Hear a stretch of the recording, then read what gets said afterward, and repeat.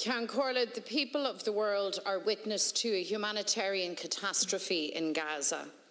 Israel has unleashed the weight of its military might upon a beleaguered refugee population. They rain their arsenal of missiles down upon 2 million impoverished people hemmed into an area half the size of County Louth. This indiscriminate mass slaughter of innocent men, women and children is carried out in full sight of the world, in full sight of international leaders who have failed, who have refused to shout, "Stop." They see clearly the carnage and human rights violations inflicted on the people of Gaza. They have heard, indeed, the Palestinian people described as animals.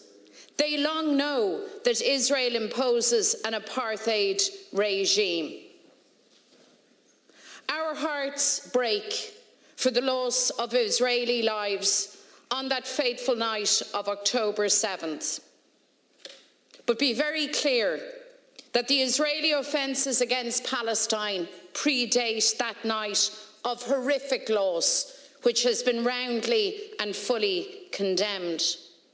That condemnation stands in stark contrast to the refusal and failure of our own government in Dublin and of governments across the European Union and the world to condemn Israeli violations of international law.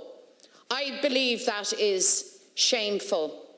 And I would remind our government that the recitation of all of our interventions and charitable acts for the Palestinian people do not relieve you as a government of your primary responsibility to hold Israel accountable to the world for its acts of impunity and its violation of international law. And we in Ireland know all too well the pain and tragedy of colonisation, occupation, dispossession. We know we've known conflict and suffering. We've known war. We know peace. So there is no excuse, no pretense that we don't understand the playbook of the coloniser, the occupier, the oppressor. We carried that weight and trauma for centuries, and we still work to this day to reconcile, to heal divisions, and to bring people together. So our history now speaks powerfully to us.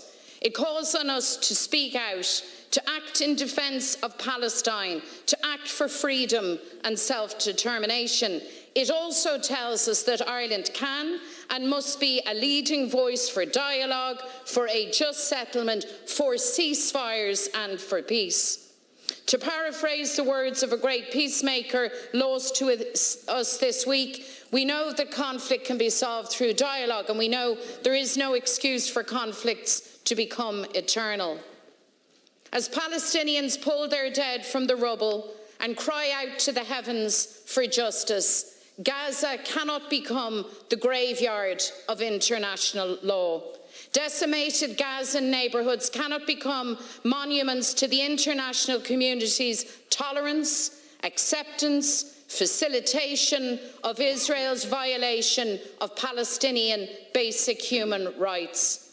And as we speak, Ceann Comhairle, the Gazan people face annihilation. Entire families are being wiped out. Hundreds of thousands displaced from their homes, their schools, hospitals and vital infrastructure obliterated.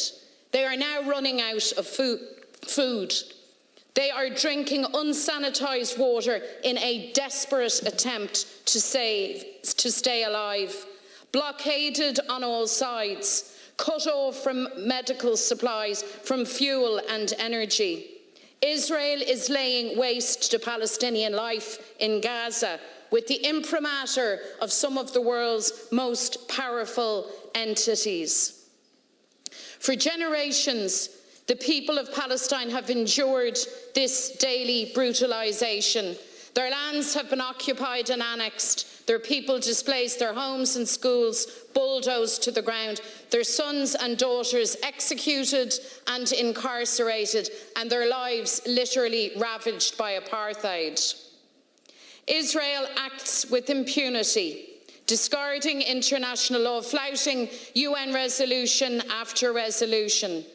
And this current onslaught, this bombardment of collective punishment, is the horrible but very predictable crescendo of occupation, annexation and oppression. And as the people of Gaza cling to their very existence, the leadership of the international community must now resurrect those values they claim to hold dear.